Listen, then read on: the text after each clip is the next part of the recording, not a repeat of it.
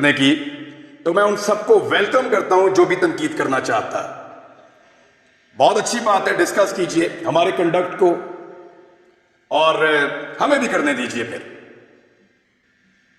لیکن کسی کو یہ حق نہیں پہنچتا کہ وہ مارے, وہ ڈرائے, وہ جبر کرے.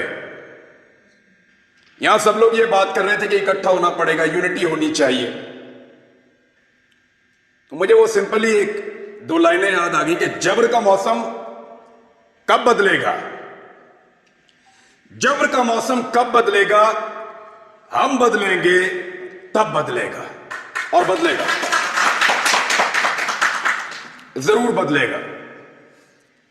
میں کچھ چیزیں بڑی کلیئر کر دینا چاہتا ہوں اگلے 2-4 منٹ کے اندر, کوئی غلط فہمی رہے نا, کھل کر بات کر لیتے ہیں. ہمارے اوپر پرچے دینے کی اوقات پولیٹیشنز کی نہیں ہے. یہ کیا بیچتے ہیں پرچہ دیں گے ہم پہ, کمزور لوگ, بزدل. یہ عمران خان پرچہ کروائے گا, نواز شریف کروائے گا, آصف زرداری پرچہ کروائے گا ہم پہ. یہ اوقات ہے پرچہ دینے کی ان کی. بٹ صاحب نہیں کروا سکتے, یہ ان کی کیا جرات ہے کہ ہمارے اوپر پرچہ کروائے. پرچہ میرے پہ ہو یا میر شکیل پہ ہو, ارشد شریف پہ ہو یا صابر شاکر پہ ہو, سمیع بھائی پہ ہو یا بٹ صاحب آپ کے اوپر ہو یا ضمیر بھائی آپ کے اوپر ہو, یہ نہیں کروا سکتے پرچہ. یہ جو پرچہ ہمارے اوپر ہوتا ہے نا بغاوت کا, غداری کا, اس کے کاپی رائٹ ہی نہیں ہے پولیٹیشنز کے پاس. ہر چیز کے کاپی رائٹس ہوتے ہیں نا.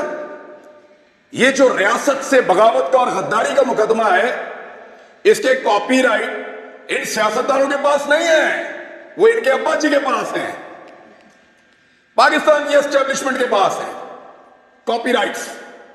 غداری کا پرچہ, بغاوت کا پرچہ, وہ ہم پہ کروائیں گے.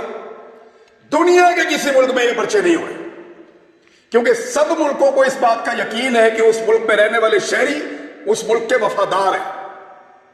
صرف پاکستان کے اندر اسٹیبلشمنٹ کو اس بات کا شک ابھی باقی ہے کہ یہاں پہ غدار بھی ہیں اور باغی بھی ہیں. کیوں شک کرتے ہو, کیا مسئلہ ہے آپ کا؟ یہ کہنا چاہیے, وہ نہیں کہنا چاہیے, سوال ہی تو پوچھتے ہیں. ہم کرتے کیا ہے, یعنی عجیب و غریب قسم کے سٹینڈرڈز پاکستان میں بنائے ہوئے ہیں. میں کچھ چیزیں آپ کے سامنے رکھ دیتا ہوں. پاکستان کی اسٹیبلشمنٹ سے کھلی کھلی میں سامنے بات کر دیتا ہوں. آپ غیروں کی جنگ میں ہمیں دھکیل دیں تو آپ محب وطن, اور ہم آپ سے یہ پوچھیں کہ اتنے سارے بندے کیوں مارے جا رہے ہیں, تو ہم غدار بھی ہیں اور باغی بھی ہیں. آپ بند کمروں کے اندر فیصلے کریں اس ملک کے 22 کروڑ عوام کے, تو آپ محب وطن ہیں. ہم آپ سے پوچھیں کہ ان فیصلوں کے نتائج پہ نظر دیکھیے, بتائیں کہ یہ حالات کیوں ہوئے, تو ہم غدار ہیں. آپ پاکستان میں بار بار رجیم چینج آپریشنز کریں, منتخب حکومتوں کو گرائیں, تو آپ محب وطن ہیں. ہم آپ سے پوچھیں کہ یہ کیوں کیا, تو ہم غدار بھی ہیں اور ہم باغی بھی ہیں. آپ وزیر اعظموں کے انٹرویوز کریں اور فیصلہ کریں کہ اس کو بنانا ہے اور اس کو نہیں بنانا, تو آپ محب وطن ہیں. اور ہم جب یہ کہیں کہ جناب عوام کا فیصلہ ہونا چاہیے, یہ 22 کروڑ لوگ ہیں, کیڑے مکوڑے نہیں ہیں, تو ہم غدار بھی ہیں اور ہم باغی بھی ہیں.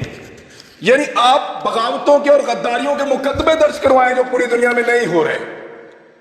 اور جب ہم آپ کو یہ کہیں کہ کیا ہم باغی ہیں, تو اس پہ بھی ہم باغی ہیں, اس پہ بھی ہم غدار ہیں.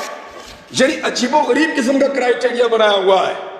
آپ ہمارے لیے ہمارے ملک کی زمین کو تنگ کر دیں تو آپ محب وطن ہیں, اور ہم اپنی زمین پہ آزادی سے رہنے کا حق مانگیں تو ہم غدار ہیں, ہم باغی ہیں.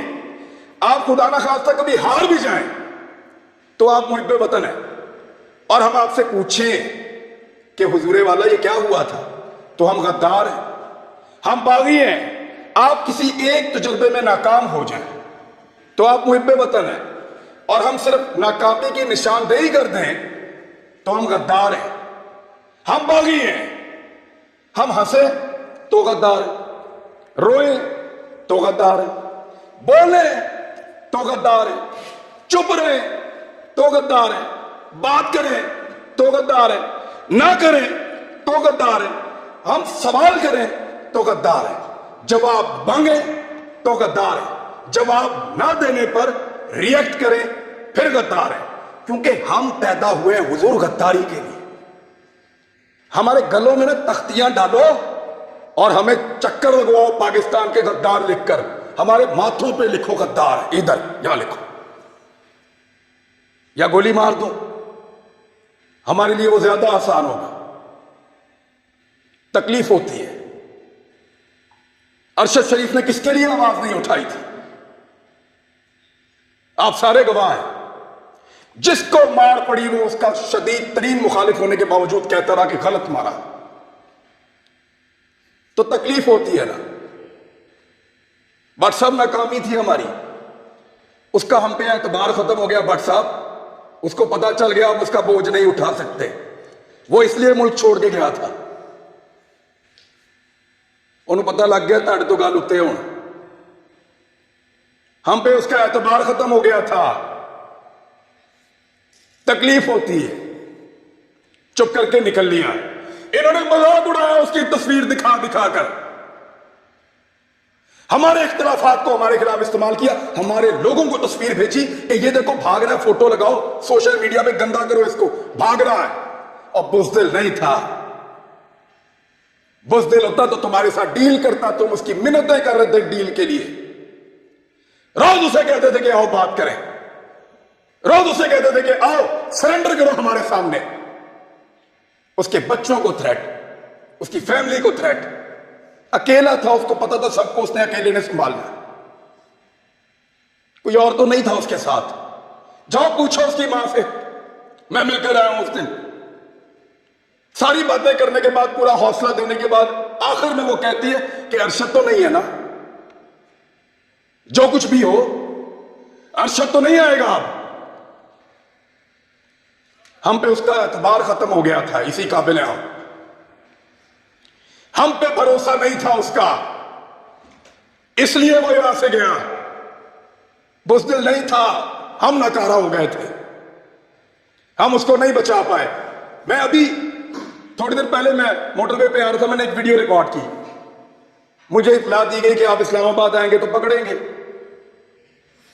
تو مت جاؤ. تو مجھے دو وجوہات سمجھ آئیں, یا تو کوئی یہ چاہتا ہے کہ میں آ کے بات نہ کروں, یا ہو سکتا ہے واقعی پکڑ لے. تو میں نے ایک ویڈیو چھوٹی سی ریکارڈ کروائی, اس لیے کہ اگر میں پکڑا گیا تو یہ لوگوں تک پہنچ جائے گی ویڈیو, اور مجھے جو اطلاع دی ہے, کیسے دی ہے, کس نے پکڑا, یہ بھی پتہ چل جائے گا. میں نے اپنے بچوں سے بھی معافی مانگی. میں 1 سال میں ان کو کوئی کسی ایک موقع پر بھی جو میں ان کے ساتھ ٹائم گزارا کرتا تھا, مجھے وہ موقع ہی نہیں ملا. میں نے اسی ویڈیو میں ان سے معافی مانگی کہ بیٹا سوری بابا, پھر لیٹ ہو گئے, لیکن وعدہ آپ سے پورا کریں گے. لیکن آپ کو پتا میرے دماغ میں واحد چیز کیا چل رہی تھی, میرا بھی آپ سب سے اعتبار ختم ہو گیا. آخر میں میرے دماغ میں یہ آ رہا تھا کہ ارشد نہیں ہے, بولے گا کون؟ وہی تھا سب کو اکٹھا کر کے وہاں عدالت میں پہنچ گیا تھا. کیوں پکڑا اس کو؟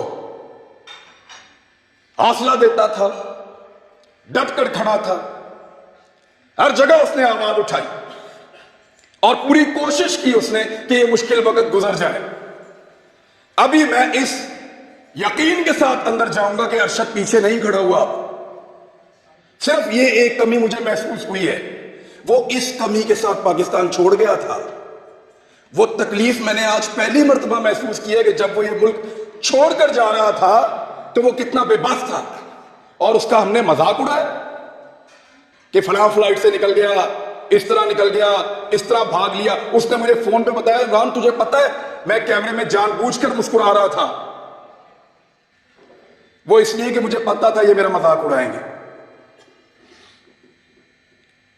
مذاق اڑاتے ہو یار, پہلے زمین تنگ کرتے ہو, پھر کوئی یہاں سے چلا جائے تو اس کا مذاق اڑاتے ہو. کیا بندوق لے کر تمہارے گلے پڑ جائے؟ وہ بھائی بولنے کا کام ہے, اس کا صحافی ہے, وہ اپنی صحافت سے ٹکر دے رہا تھا, دیتا رہے گا, شہید ہے, تمہارے لیے نشان عبرت بنے گا وہ.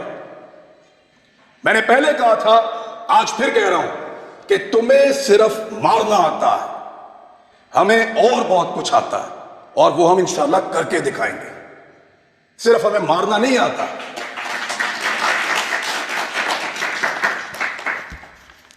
دبا دبا کے اور جس کو دبایا اسٹیبلشمنٹ نے دبایا. احمد میر کا پروگرام میں بڑا خوش تھا اس دور میں جب بند ہوا، کیونکہ ہم بھی ایک عجیب و غریب دنیا میں رہتے تھے. معاشرت علوم کی کتابیں پڑھ کے آئے ہوئے تھے، لگتا تھا سارے ہیرو ہیں، اسٹیبلشمنٹ پاکستان کی بہت وفادار ہے. سچی بات ہے، کسی کی آنکھیں پہلے کھل گئی، کسی کی بعد میں کھل گئی، لیکن اچھی بات ہے کھل گئی. لیکن مفادات کی پٹی باندھ کے کبھی آنکھ بند نہیں کی. الحمدللہ کبھی اس لیے آنکھ بند نہیں کی کہ مفادات کی اس کے اوپر پٹی بندھی ہوئی تھی. جب مطیع اللہ جان پہ حملہ ہوا، میں کلپ آپ سب سے شیئر کر دوں گا، میں نے مذمت کی. وہ بچہ جس کے گھر کے اندر گھس کے مارا، جس کے ساتھ آپ کا کیس چل رہا تھا، میں نے مذمت کی. جب افسار عالم پہ گولی چلی تب مذمت کی. سب ریکارڈ کے اوپر موجود ہے، حامد میر کے اوپر گولی چلی، مذمت کی. لیکن حامد میر نے اپنے منہ سے کہا تھا، میرے بھائی نے، کہ میرا پروگرام سیاستدانوں نے بند نہیں کیا. عمران خان کی کیا اوقات ہے، بند تو انہوں نے کیا. اب بولتا ہے عمران خان سے بدلہ لوں گا.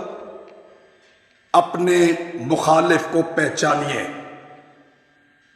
پھر اکٹھے ہو جائیں تو شاید آپ کی جان چھوٹ جائے، ورنہ ایسے ہی اسی طرح ہمارا وقت گزرتا رہے گا. میں صرف اسٹیبلشمنٹ کو ایک بات کہنا چاہتا ہوں کہ حضور آپ کا مرتبہ، آپ کا رتبہ بہت بڑا ہے. یہ بہت چھوٹے چھوٹے کام ہیں جن میں آپ پڑے ہوئے ہیں. یہ چھوٹے چھوٹے کام ہمیں کرنے دیں. اعتبار کریں ہمارے اوپر کیڑے مکوڑوں پہ. ہم غداروں کو یہ ملک چلانے دو. آپ محب وطن ہیں، بہت بڑے لوگ ہیں، آپ بڑے بڑے کام کیا کریں. آپ کا رتبہ بہت بڑا ہے، بڑا مقدس کام ہے آپ کا. ہم اس کی قدر کرتے ہیں، یوں سلوٹ کرتے ہیں آپ کو، خوش ہوتے ہیں آپ کو دیکھ کر. لیکن یہ چھوٹے چھوٹے کام ہمارے لیے چھوڑ دیجئے، ہمارے لیول پہ مت گریے. آپ بیچ میں نکل جائیں نا تو ان سب مافیاز کو ہم سنبھال لیں گے، میڈیا والے. بس آپ کے خلاف بولنے کو جرت کی بات نہیں ہے. دل نہیں کرتا، خدا کی قسم دل نہیں کرتا، خدا کی قسم دل نہیں کرتا. ڈرتے ورتے نہیں ہیں، پتہ ہے آپ کو، بزدل نہیں ہیں ہم. کیا کرو گے، گولی مار دو گے، مار دو. ڈرتے نہیں ہیں تم سے پیار کرتے ہیں، تمہاری قدر کرتے ہیں. ڈرو اس دن سے جس دن ہمارے اندر سے یہ جذبہ ختم ہو جائے. ہم پیار کرنا چاہتے ہیں، قدر کرنا چاہتے ہیں. ہمیں مت دھکیلو، دیوار کے ساتھ مت لگاؤ، اور یہ ڈرامہ بند کرو. پاکستان کے فیصلے پاکستانی کریں گے، پاکستان کے فیصلے ہم کریں گے. یہ ہمارا رائٹ ہے، لوگوں کا رائٹ ہے. ڈیموکریسی یہ کہتی ہے. یہ بند کمروں کے اندر ڈرامے بند کرو. پاکستان کو تجربہ، میں بچپن سے پڑھ رہا تھا، لکھا ہوا تھا اسلام کے لیے تجربہ گاہ بنائیں گے پاکستان کو. ہمارے لیڈرز نے یہ بتا کر پاکستان بنایا، وہ کسی اور چیز کی تجربہ گاہ بنا دیا. اس کو پکڑ لو، اس کو ننگا کر دو، اس کو ڈنڈے مارو، اس کے کپڑے اتار دو، اس کو کسیٹ کے وہاں پہ لے جاؤ، اس کو جگاتے رہو، اس کو شہروں میں پھراؤ. عجیب ڈرامے بازی ہے. وہ یہ ملک کیا بنا دیا آپ نے اس کو. آپ کے اپنے گھروں میں بچے نہیں ہیں؟ یعنی ہمیں ڈیوائڈ کر کے ہم پہ رول کر رہا ہے. پہلے گورا کر رہا تھا، اب اسٹیبلشمنٹ کر رہی ہے. اس سے اگر نکلنا ہے نا تو ایک بار سوچنا پڑے گا. میں نے یہاں کسی کو تنقید کا نشانہ نہیں بنایا، میں نے صرف بتایا ہے کہ وہ کون ہے جو ہم سب کو ڈیمیج کر رہا ہے. اس موقع سے ہمیں فائدہ اٹھانا چاہیے. ہم سب کو ایک موقف بنانا چاہیے، ایک موقف، کم سے کم اس بات کے اوپر کہ ایک کو مار پڑے گی تو سب کو مار پڑے گی. یہاں سے بھی شروع کر دو تو بہت ہے. باقی مرضی ہے، اگر ڈیوائڈ اینڈ رول کرنا ہے تو پھر کرتے رہیے. اس گندے کھیل کا حصہ بننا ہے تو بنتے رہیے.